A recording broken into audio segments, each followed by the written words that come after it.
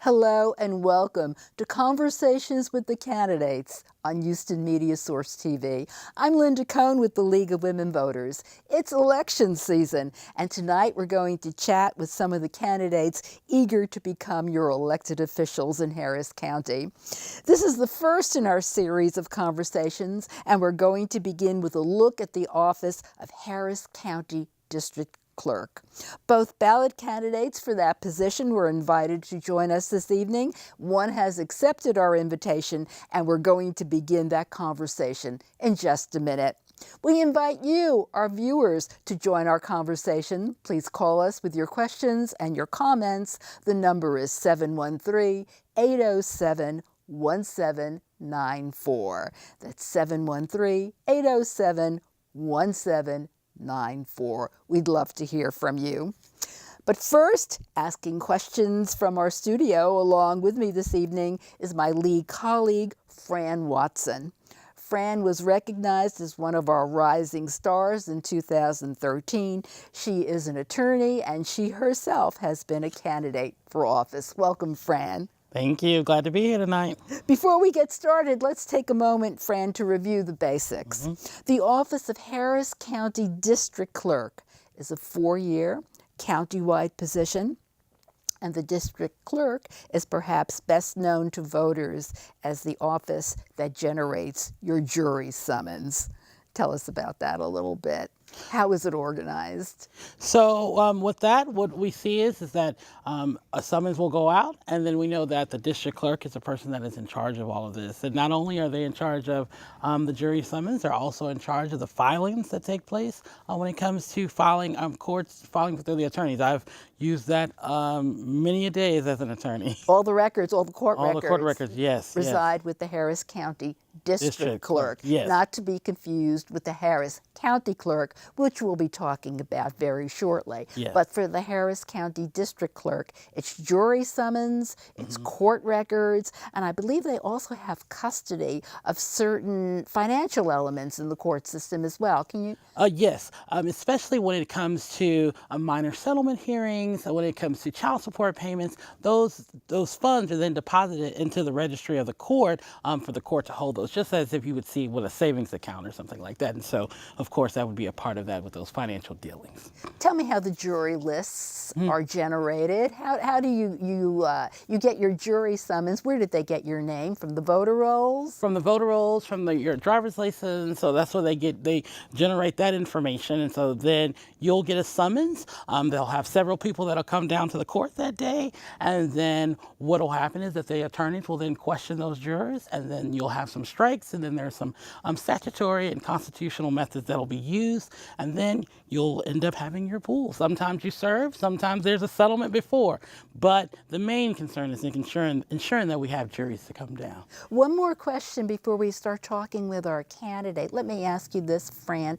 What are the qualifications to be a Harris County juror? You have to be a citizen, is that not correct? Yes, you have to be a citizen. You have to not have a felony, or you must have had all of your civil rights restored, and you must be 18 or over. And then there are some exemptions to that, and I'm sure that we'll be able to get to those. But those are the main qualifications. Yes. Okay, thank you. We now welcome Democratic candidate for the Harris County District Clerk, Marilyn Burgess. Good evening, Marilyn. Thank you so much for joining us. Thank you for having me. Candidate Burgess, you're a certified public accountant. I am.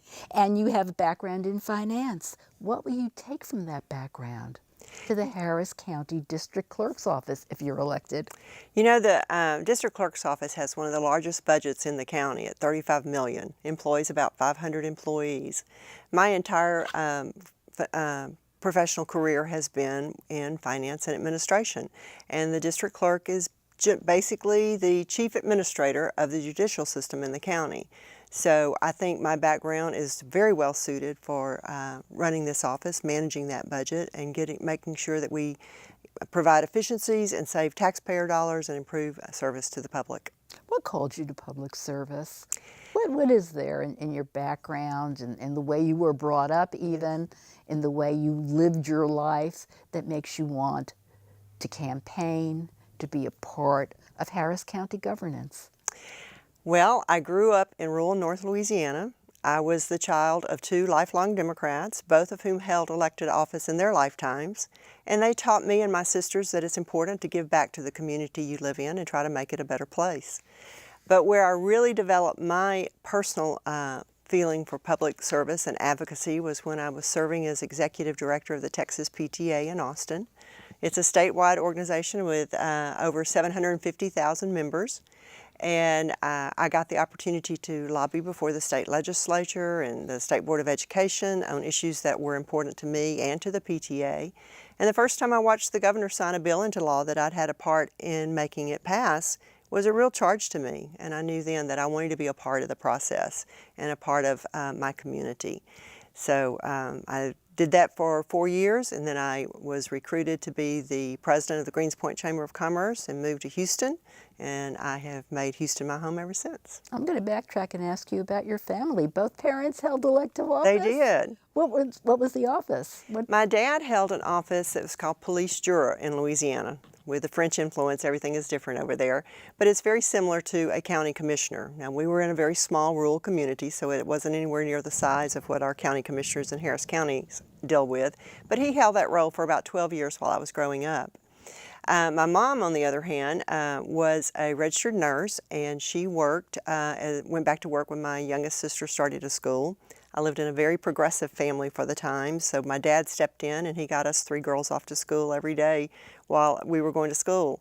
Then when my mom retired from the hospital, she ended up becoming chairman of the board of that hospital, and later on was elected as mayor of our little town in North Louisiana, where she served as mayor until the day she died. Did your sisters continue the family tradition of public service? No, I'm the only one of the 3 of us that's gotten into this. I see. Fran, do you have a policy question for candidate Burgess? Yes, I just want to know, one of the questions is if you're elected as district clerk, what are some of the priorities? What are 3 priorities that you see going through as district clerk? You know, I have looked at things, and I believe that Harris County is falling behind within the state, among other counties, in technology and the use of technology to improve services, reduce cost. So I want to focus on extending technology into the district clerk's office and doing some things that we're not currently doing. One of the first things I want to do is the electronic jury summonsing process. As everyone knows, the General Assembly room flooded during Harvey. It's been closed ever since, over a year now. Haven't started reconstruction yet, and yet they plan to rebuild it in the same location, which doesn't make much sense to me. But what I think should have happened was we should have started moving forward with an electronic jury summonsing process right away, because with that you could eliminate the need for the General Assembly room completely. With electronic summonsing, you would get your call, you'd be directed to go online to sign up for jury service, and you would be assigned to a courtroom. So instead of reporting at 8 a.m. to the General Assembly room, you would report directly to the courtroom you've been assigned to. That would save the prospective juror 2 hours of service time. It would eliminate congestion in the courthouse. We wouldn't need a big General Assembly room that we have right now. And we've had our jurors assembling in the basement cafeteria for the last year. And we haven't even started reconstruction of that General Assembly room yet. So that's something that should be looked at, in my opinion. How many jurors are typically called to serve on any particular day? On any particular day, I'm not sure of that number. It's about 100,000 over the course of the year.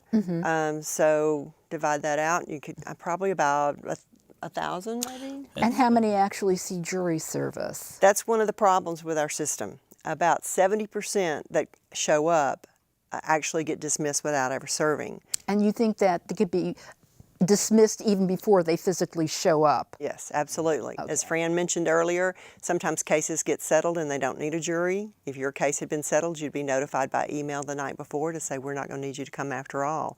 And that saves taxpayer dollars. It saves the jurors time. They don't have to take off a day of work. And people would not view jury service as such a useless nuisance if they weren't so many of them coming down and being dismissed after wasting a whole day. What about payment for jurors? The pay is now not enough to cover parking in your typical downtown lot. Do you think that there's a way to handle that better? Well, I know there's a way to handle it better. Right now the pay is $6 for that first day of service, which, as you said, won't even cover the parking for most places. What I would like to do is to implement a system called a juror payment kiosk. So at the end of the day of your service, you would go up to this machine, much like an ATM machine, and collect your $6 in cash right then and there before you left for the day.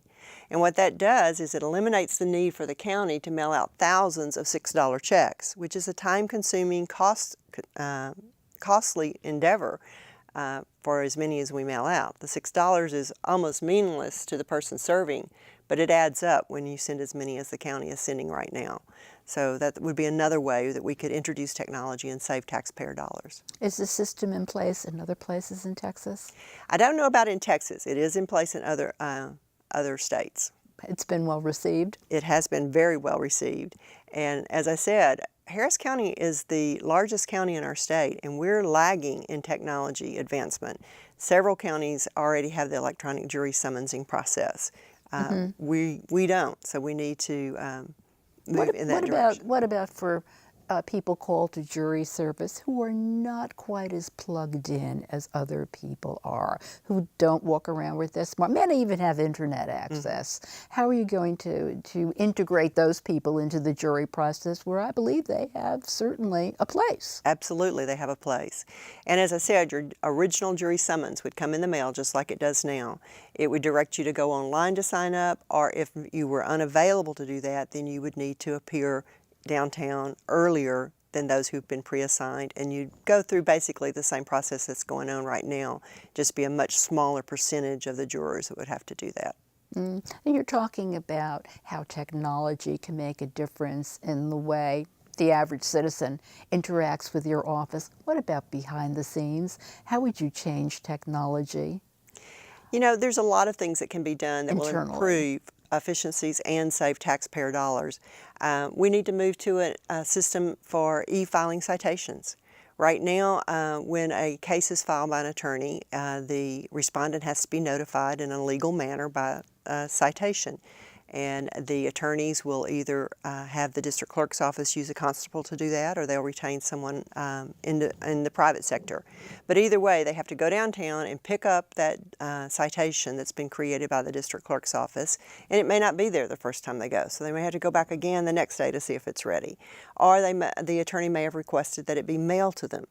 But either way, there's a time lag. There's no reason why that citation could not be emailed to the designee of the attorney and save a trip downtown, save having to mail it out, saving postage for the county, speed the process along, and save costs for the parties involved in the lawsuit. Randy, you have another policy question you'd like to follow through with? Yeah, thank you. So when we're talking about, from the judicial standpoint, looking at the backlog, saying that there's so much cases, is there a way that the district clerk would be able to work to help reduce that backlog, especially when it comes to maybe resets or just any different types of cases? Because you have not only civil trials, but you'll have motions for summary judgment. People are taking off to do all of these different types of cases. So is there a way that There is, and that's actually one of the items on my list of what I want to do. With Harvey, we were displaced. The criminal justice building has been closed for over a year now and will not be reopening for at least another year. Our court backlog was substantial before Harvey. It's gotten a lot worse now because what's happened as a result of that building being closed is the criminal judges are having to share courtrooms with the civil judges, so they get a courtroom half the time of what they used to get. So that has increased our backlog. That's a problem. We have people that are sitting in jail because they can't afford to post bail. So now their cases are being pushed back, so they're sitting there for months on end. That's bad for them and their families. It's bad for the economy because they're not working and paying taxes. It's bad for the taxpayer because we're paying to house and feed them and all their medical expenses while they sit there.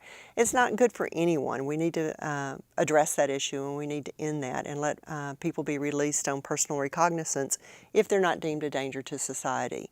But one of the other ways that we can work to decrease that backlog would be to reset the cases online. I've already spoken with many attorneys, a couple of the judges, some people in the DA's office about this. There's no reason why the litigating attorney, the DA's assistant DA, could not get together online and reset their cases and free up the courtrooms for trials. Then the judge would sign off on it.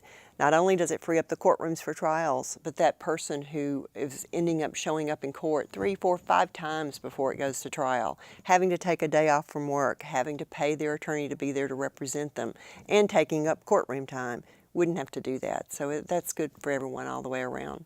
Mm-hmm. We talked, and you talked in your voter's guide questionnaire, our voter's guide, our fabled voter's guide that appears in advance of every single election. We ask candidates to provide autobiographical information. We also ask for responses to certain policy questions, and we produce those responses exactly as they're given. You say that I will also work with leaders in minority communities to increase participation. Why is it so important to have minority communities? And please define minority communities. Why is it so important to have minority communities represented in Harris County juries? Well, Harris County is the most diverse city in our nation, and our juries need to reflect that. If you're going to feel like you've gotten a fair shake, that jury needs to look like you look. There needs to be some people on there that you feel like have walked in your shoes. Right now, that's not happening. Too often our juries have no minorities or very few. And even if the jury is able to act in a fair way and give you a fair shake, if I'm an African American male sitting on a jury looking at a bunch of white people and that's all that's there, I'm not going to feel like I got a fair shake, even if I did. So it's very important that we make sure that we increase minority participation in our juries. And the first thing we need to do is to look at some statistics. What is the actual makeup of Harris County, and does our jury pool reflect that? Starting with the jury pool. Then the responses. What are the statistics of the people who are responding to those jury summons? Does that reflect it? Or are we falling off in minority participation at that level? And then again, at the next level, what is happening with who's selected to serve on the jury? Now, the district clerk can't do anything about who's selected to serve. That's up to the participating attorneys. But we can raise consciousness. If we see that it is falling off between the people reporting and the people serving, we need to make that public and put some peer pressure on people to make sure that they are selecting jurors that are representative. But there's a lot that can be done, but we've got to study the statistics and see how we can best improve those numbers and see if they need to be improved. Is our jury pool reflective? If not, let's look at other ways that we can pull jurors. Besides driver's license and registered voters, maybe we look at welfare rolls. Maybe we look at unemployment rolls. How often are we updating our jury pool? There's a lot of movement in Harris County, so is our pool outdated and summonses are being mailed to people that no longer live at the addresses we have on file? And do you see that in a difference between serving on the jury as well as the grand jury as well? The grand jury definitely needs to be representative as well. That's not a function of the district clerk's office, so I'm not sure exactly how they are even selected at this point, but it should be reflective of the diversity of Harris County. What do you suspect the answer to the questions that you posed was? Is the Harris County petty jury pool reflective of Harris County demographics, or is there a difference? I'm guessing there's a difference because I know the end result of who are serving on the juries is not reflective. Somewhere along the line it's dropping off. We need to determine where in that process, whether it's the pool, the summons, the responses, or the selection. And it may be a little bit at all levels, but there's definitely some issues somewhere along that line that we need to address. So one of your top priorities would be to analyze Absolutely. and Get yeah. good data. And I'm not sure that what we have right now is reliable. Things have fluctuated so wildly when you get reports from it that it makes you wonder why it changed so dramatically in such a short period of time. So that's the first step, is to get good data. Is this the sort of thing that can be done internally by your office? Yes. Or would you hire a consultancy for a broad overview? Depending on the results we see, I think it can be done internally. If we've got a real issue that's got to be dealt with and we're kind of stymied about how do we fix this, then we might have to bring in outside help. I see. Fran, do you have a question? So I was wondering about when you're out on the campaign trail, when you're talking, I mean, we were talking about how your parents were doing this and how you're doing this now, and Harris County is large and it's the large county cover. What are you hearing from voters, potential voters, about what they see? Is it more about educating about what the district clerk does, or from when you explain, what are they asking you? Okay. There's a lot of enthusiasm. A lot of engagement this year that we haven't seen in the past, which I'm excited to see. I think we're going to have a higher voter turnout than we've ever experienced in a midterm election in Harris County, and I think that's really good. I think that is a result of partly of what the League of Women Voters does in registering voters and promoting get out the vote. But there's also so many different organizations that have, some of them that are new since 2016 election, that are formed as a result of the outcome of the 2016 election. But we've got a lot of players doing a lot of different things to increase voter registration and to increase voter turnout, and that's a good thing. When I talk to groups of people, the things that seem to resonate with them, the bail reform issue, the fact that we're holding people in jail to the point of people are pleading guilty to crimes they did not commit simply to be able to get out of jail and go back to their families and their jobs. That's wrong. We've got to fix that. That resonates deeply with many, many people in our community.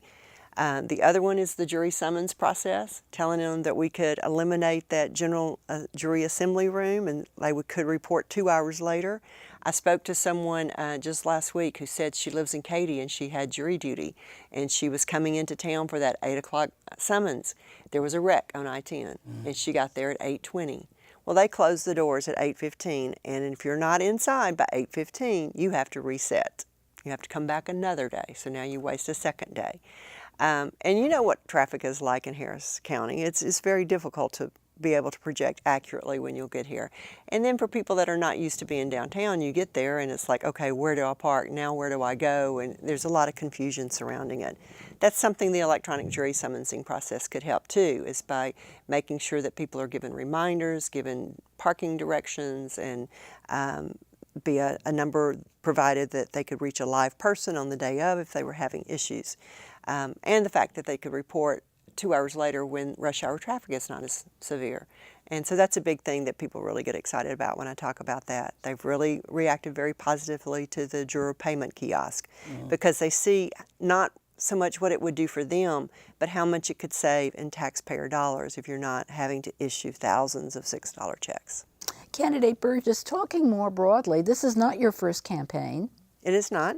Is this something different about 2018, this midterm election? Do you, as you're out in Harris County, out in the field, speaking to groups of people, trying to persuade them that you are the best candidate for the position of Harris County District Clerk, do you sense something different in the air? Oh, I definitely do. As I was saying, so many different organizations are engaged, and I've met so many people that say, you know, I never got involved before. I voted, but I didn't pay that much attention. Or even people telling me I didn't ever even used to vote, but I've decided that I don't like the way. A lot of first-time voters. Yes.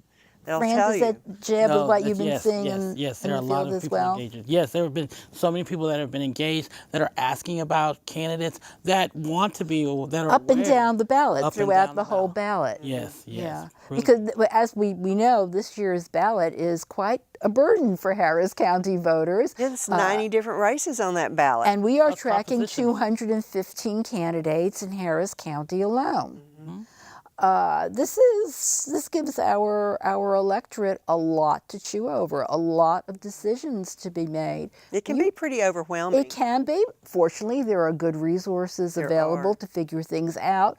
But are you worried that the race that you're involved in is going to get lost in the shuffle? It very easily could. As I said, there's 90 races on that ballot. Mine is way down at the bottom, probably about 6 or 7 from the bottom.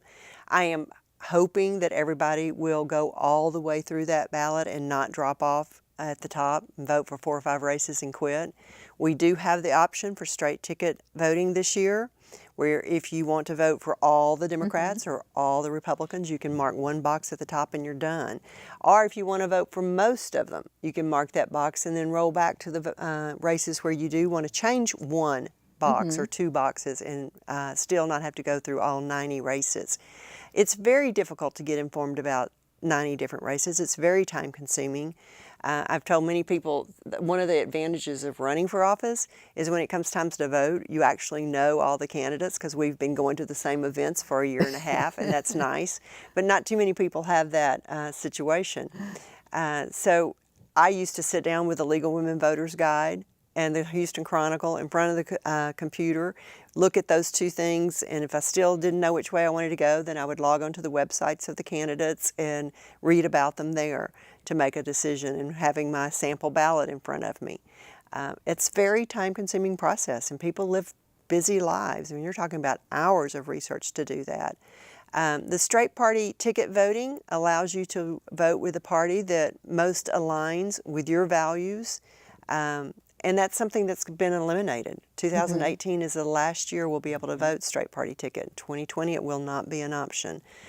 So we've got some educating to do to make sure the voters stay with it and go all the way to the bottom. It's going to take a lot longer to vote when you have to check every box, but it's very important. And here's where I put a pause in our conversation, because we've been talking so much about technology and electronics, to remind everybody that you could be a very earnest voter, and you go ahead and you research all the candidates and you email yourself a list of the candidates for whom you wish to vote. You cannot take your smartphone, your smartwatch, or your tablet, or your laptop, or anything with connectivity with you into the polling place. You're going to have to print it out. You can take any matter of written material, whether it's published, whether it's your own notes for your personal use into the polling place. That is personally fine. That personal note to yourself is encouraged. You just can't be a modern person and make that note on your smartphone. So that's a reminder to everyone. So, Fran, I'm going to ask you to ask another policy question. Yes. So bringing it back to the office, what do you see at this point? What do you see that's working well in the office that you could expand upon?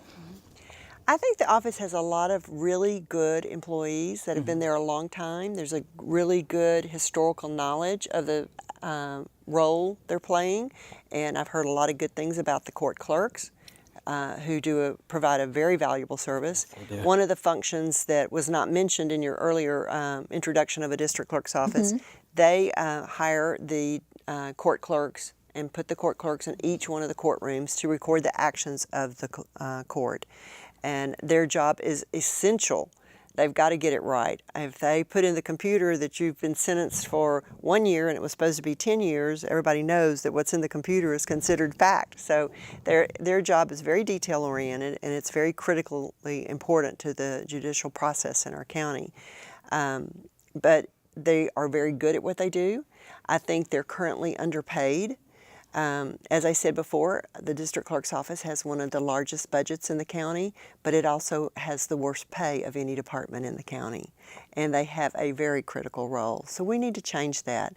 I think we need to go in and do a complete change management study for the department, look at where we've got positions. I think it's top heavy. I think there's a lot more high level paid people than what the department needs, and that money could be better utilized paying the people doing the real work of the department. I think we could eliminate a lot of waste, a lot of redundancy.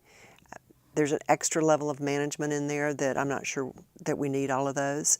So there's ways that we can streamline things and pay people better. The taxpayers pay the elected official a really good salary to run this department and manage that budget, and I believe personally that it's not a political appointment. It's not a figurehead position. You're expected to be there every day running that department and getting the most out of what we've got and the resources to better deliver service to the community, and I will be a working district clerk. Yeah, we're going to pause for a moment and have a philosophical interlude, because before we went on camera this evening, we were talking about how it is that sometimes when you're elected to govern, the issues that you have to confront are very different from the issues that you talk about when you're on the campaign trail. And a prime example is Hurricane Harvey. No one 2 years ago, or 4 years ago in the case of this particular office, said, what are you going to do when your building is flooded by 53 inches of water? Talk about your philosophy of governance. You know, I think that, first of all, as a leader, you have to remain calm and collected. And if you demonstrate calm and capability, I think that passes down through the people that you're leading. And that's a very important attribute.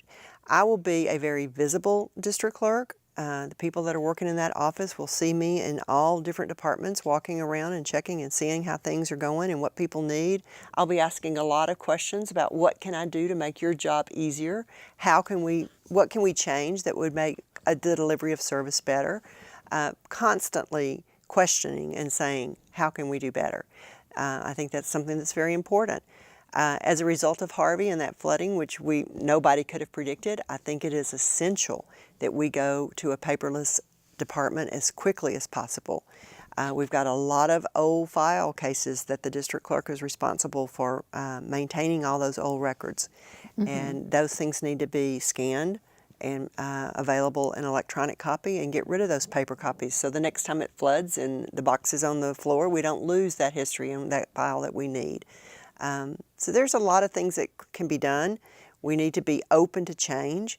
We need to be proactively looking for ways that we can serve better, not just coasting along with what we've got. And I won't be operating under, well, if it's not broken, don't fix it. Everything can always be better. We need to look at how things can be done better and implement change where we will save dollars and improve efficiencies. Let me ask you how you would plan to work with other county officials who might not be of your political persuasion. You know, they have regular meetings of all the district clerks in the state, and the district clerk's office is not a political office. I'm not going to be able to help you get better education or health care or civil rights.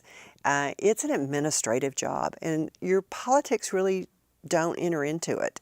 It's a matter of doing a job and as an administrator. So I don't see that policy, that party alignment would have any impact. I've already met with a couple of the district clerks in other counties in the state looking for ideas and ways and things they're doing that Harris County is not doing that we could do better by implementing some of the things they're doing. And I would continue to do that. I mean, there's no better place for ideas than people that have the same job as you do in other areas. So I don't see that as an issue. But you will be working with other Harris County elected officials who may or may not be Democrats. Okay. And you do not see that as something, as an could opportunity? That could be. I was thinking more of in terms of other counties. I think I think working on two tracks. Yeah. Okay.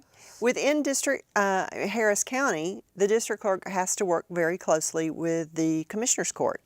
Right now, that's 4 Republicans and 1 Democrat. They were the ones that set the budget for the district clerk's office. If I need resources, that's where I have to go.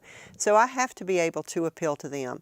But again, because it's not a political office, I think with my background as a CPA, I will be demonstrating how the numbers add up and why it makes sense to do something, because we will be, if we invest this, we can save this, and why it makes sense. And as I said before, I've had experience lobbying for the state legislature and the State Board of Education. I know how to lobby effectively to get the resources I need to do the job, and it's not a political issue in my case, in this position. Do you ever see a time in the near or distant future when the district clerk's office might not be an elected position? You know, I've had a lot of people ask me why it is. Our system is such that the head of every major department in our county is headed by an elected official. That's the way the citizens have input on how our county government works. It's but a lot of people don't understand that, and they want, why is this elected? Why don't they just hire somebody to do this job? Well, who is they? Who's going to hire to do it? And the answer is you, the voter, is the one that's hiring someone to do this job. And the accountability of it is when they come up for re-election. The elected officials are the only people in Harris County government that are not required to account for their time. I'm not sure that I think that's a good thing, because that removes all accountability. If I had to report my time and it was public record, you'd know if I was showing up and doing my job. You'd know if you wanted to re-elect me for another 4-year term. But there is no record for that. And there's no accountability for when people show up to do their jobs, and when they don't. And there's been a lot of conversation about that on the campaign trail, that we have certain elected officials who don't view it as a full-time job. They show up when they want to show up, they leave when they want to show up, and they let the department run itself. And that's something that you won't see with Marilyn Burgess as a district clerk. You think that a hands-on approach is going to result in a superior service to Harris County? I definitely do. Otherwise, we wouldn't need a district clerk. Fran? Well, that's one of the questions I was going to ask you, but what characteristics or what do you see should an elected official, should a person in service possess? I think the first major thing that we need in our elected officials is a strong work ethic, someone who doesn't have that sense of entitlement, that it's not a figurehead position, it's not a political appointment, it is a full-time job, and it's someone who's ready to get in there and roll up their sleeves and do the work that the taxpayers have elected them to do.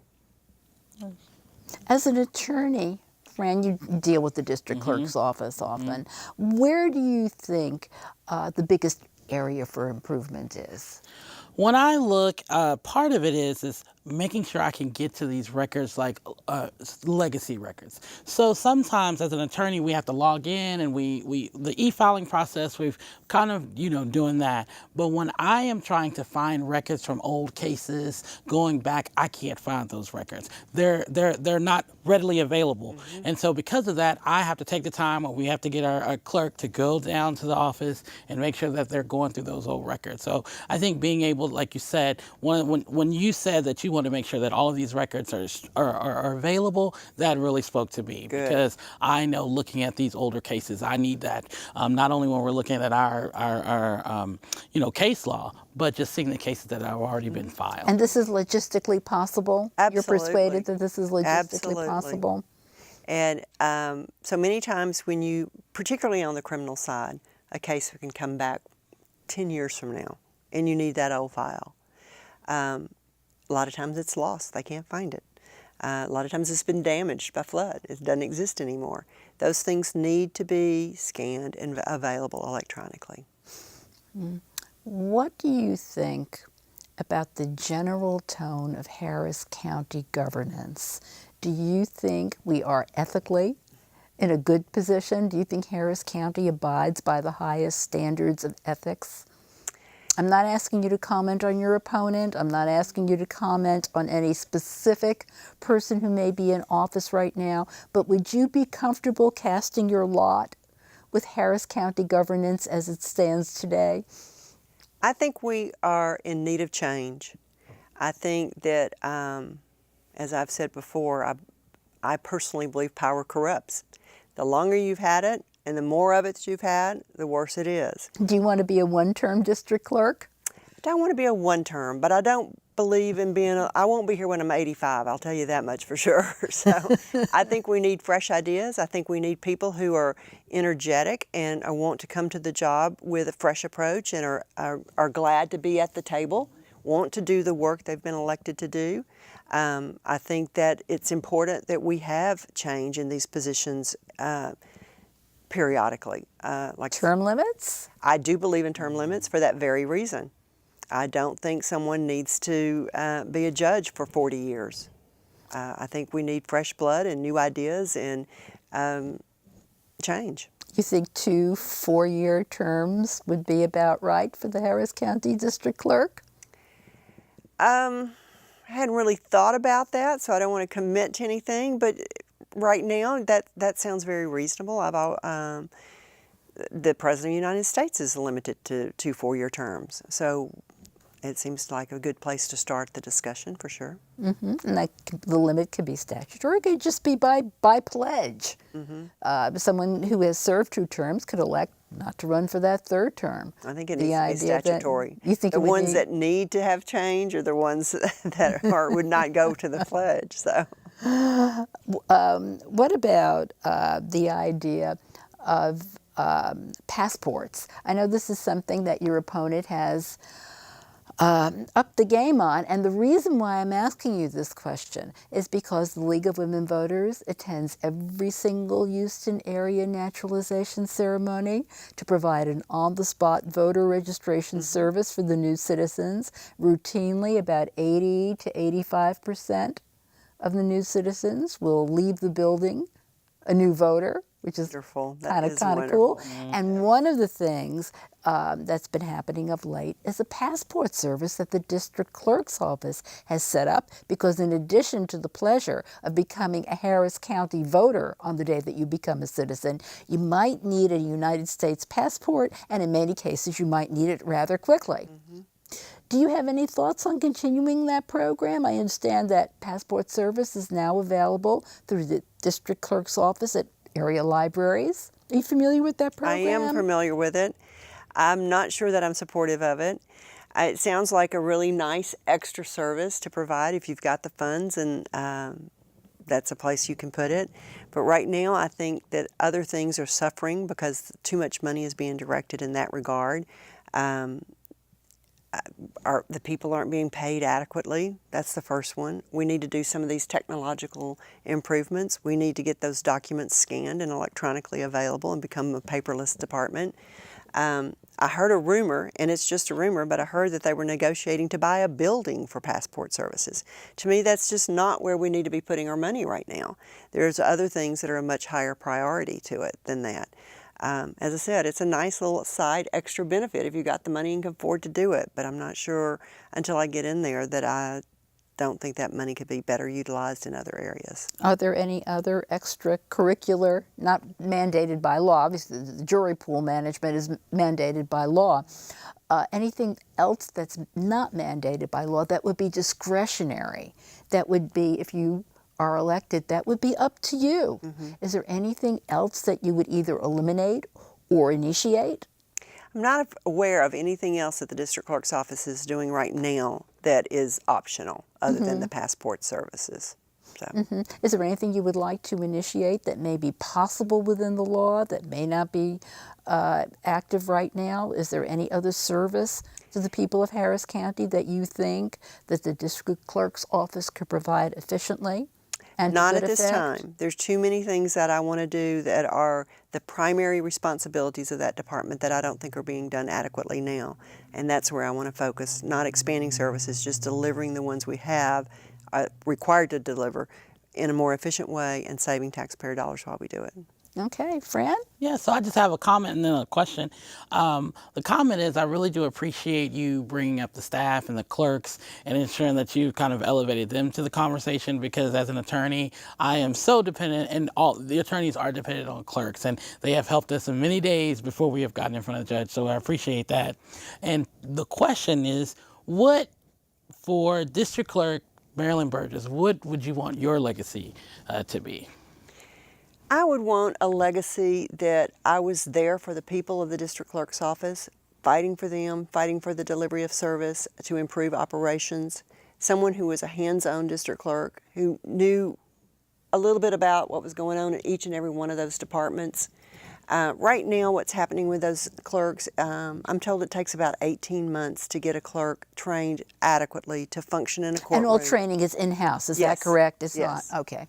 To get them where they're sufficiently trained to work independently in a courtroom, because it's a big job, it's a very involved job, and it's a very important job. And because the pay is so poor, the turnover is high. And one of the, it's a revolving door. They're leaving and going to the DA's office. They're leaving and going to the county clerk's office. That's all within Harris County. Are people leaving to go into academia, private? Most of them stay within the county government, but they're going to other departments that pay better. And that needs to change. The district clerk's office needs to keep these good county court clerks and make sure that the tenure is longer and not that the turnover is so high that we get them trained and they leave, because the good ones are moved to be the court administrator, which pays a lot better and has less work. There's less demand on the administrator in the courtroom than there is on the court clerk, but they get paid a lot better. Those are some things that need to be addressed to better serve the community. I don't know the answer to this question. Perhaps you do. How are the pay levels decided on? How are the pay brackets decided on? Is that something you can do with the sweep of a pen, or do you have to go for commissioner's court approval? My understanding of how the process works is the commissioner's court gives you a budget, and then it's up to the district clerk to determine how that's going to be allocated. And it was recently changed where the budgets, if you had money left over at the end of the year, you could roll it over into the next year with the idea that it would be used for raises. And that's not happening in the district clerk's office right now. So that would be something that you could do. If we can better manage that budget, expeditiously we can better pay our people. Okay, we have danced around this and we have spoken about it hither and yon, but I'm going to ask you very directly. Harvey, the inundation that no one predicted, what is your assessment of Harris County's response to Harvey as it pertains to the Harris County District Clerk's office? I'm very disappointed with where we are over a year later. As we said before, the General Assembly room has not started doing anything with that. If a year ago they had decided to move toward the electronic summonsing process, we wouldn't need to. But now I don't think there's any way we can get that in place fast enough. The criminal justice building, they haven't even started refurbishing that building yet. They opened up the top 4 floors for the jail dockets a couple months ago, but they're about to have to vacate again because they're ready to start rehabilitating the building. It will be at least another year before we get in there. We have people in the district clerk's offices that are working in a building that was condemned by the fire code as being unsafe. It's got mold, it's got disease, it's got insects in there. It's a terrible place for us to have our people working that are going to make people sick in these buildings. We need a district clerk that's going to advocate for the employees in the department and make sure that they have good working conditions. And I know Harvey has made it more difficult, and it's a bigger challenge today than it was over a year ago.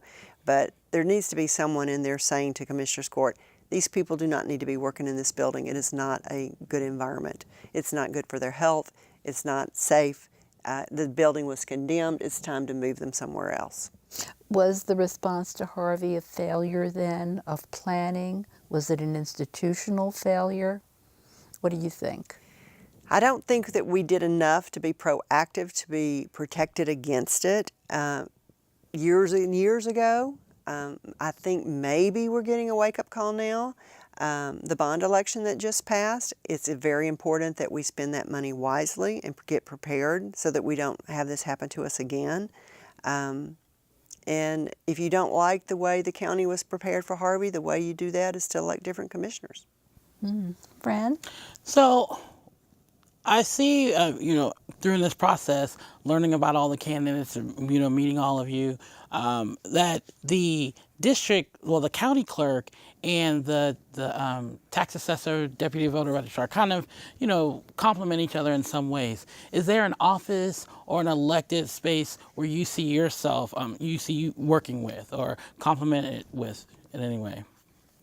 The county clerk oversees the civil county courts. There's 4 of them. The district clerk is the one that does the jury summonsing for those courts as well. So there would definitely be some overlap in working together with that county clerk's office. Nice. Yeah, and even if the county clerk turns out to be of a different political party, you have no compunctions at all about working together. I still got to provide jurors for them. So. Let me ask you, you've been on the campaign trail for a while. Yes. If you're elected, you're going to be very, very busy. How do you respond to this on a personal level? This is my second time to run for office. The first time I kind of got my feet wet, learned the process, learned a little bit about what's involved. I started the last time in December, right after the deadline for filing, and I thought it was a long process. This time I started in July, so I added about 5 more extra months to it. It is a long process. It's one I enjoy. I enjoy doing this. I enjoy being at community events and meeting people and talking about what we could do to improve services for the county. So I enjoy the process very much. It is a long one. It can be very tiring. My typical day includes 3 to 4 campaign appearances. Up until recently, I was working full-time and doing this as well. I recently resigned my full-time position in the hopes that I'm going to win and have a job come January 1. So I'm working very hard to make that happen.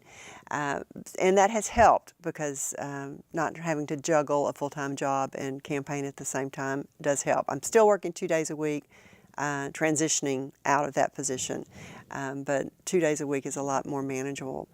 The people who have young children at home, I don't know how they manage it.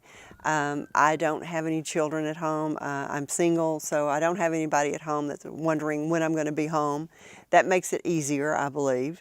I also think that there's some people out there who have wonderful spouses that are very supportive of them and going to campaign events for them or with them. And I think how nice that would be to have if you had someone who is really invested in the process and supportive of you. But it's what you do if you want to be elected to serve. And I very much want to serve the people of Harris County. Do you want to tell us a little bit about campaign financing? Where's your funding coming from? Do you find yourself receiving funds from various PACs, from various individuals, and in what proportion? Almost exclusively, my contributions have come from individuals. There's been a couple of PACs, a couple of union groups, the PAC for Progressive Women as one. Some of the Democratic clubs have PACs that have made contributions, but I would say that at least 80 to 85% of my contributions have come from individuals. Most of those average about $100 each. They're people that are very committed to the process and think that I can bring efficiencies and save tax dollars and want to see change. And they're people that are very involved and informed voters.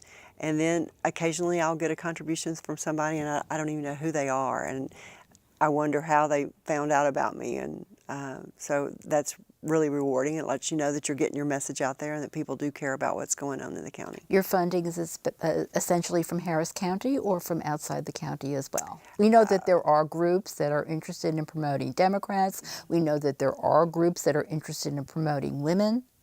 Do you find yourself getting funded mostly by Harris County?